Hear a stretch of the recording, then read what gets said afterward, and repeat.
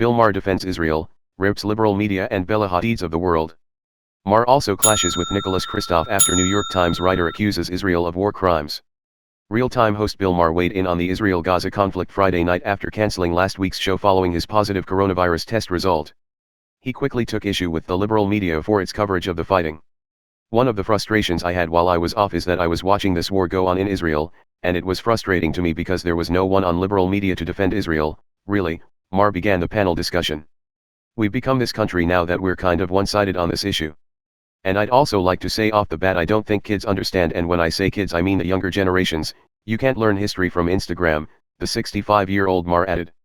"There's just not enough space." The host clashed with New York Times columnist Nicholas Kristof, who suggested that Israel had committed possible war crimes against Gaza. "Well, Gaza fired 4,000 rockets into Israel. What would you say Israel should have done instead of what they did?" Maher asked. "I mean, international lawyers are pretty clear that they have a right to defend themselves, but there is a sense that their response was probably a war crime because they did not sufficiently avoid civilian casualties," Kristof responded. "But they purposely put the rockets in civilian places," Maher fired back. "That's their strategy." The HBO star pushed back at the liberal narrative that Israel stole the land, with terms like occupiers and apartheid being thrown around. "The Jews have been in that area of the world since about 1200 BC, way before the first Muslim or Arab walked the earth. I mean, Jerusalem was their capital. So if it's who got there first, it's not even close," Maher said. "The Jews were the ones who were occupied by everybody. The Romans took over at some point, and then the Persians and the Byzantines and then the Ottomans. So yes, there was colonization going on there. Beginning in the 19th century, they started to return to Palestine, which was never an Arab country. There was never a country called Palestine that was a distinct Arab country."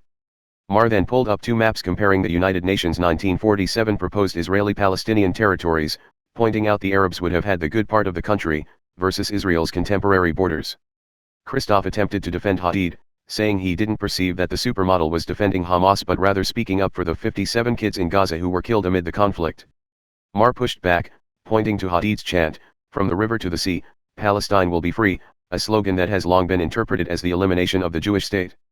Maher continued to blast the notion that Israel is a so-called apartheid, arguing it's far different from the actual apartheid of South Africa that was controlled by Britain and Holland, who had no claim to the land. "The Israelis, they have made mistakes, but it's an apartheid state because they keep getting attacked," Maher exclaimed. "If they don't keep a tight lid on this they get killed. That seems like something different."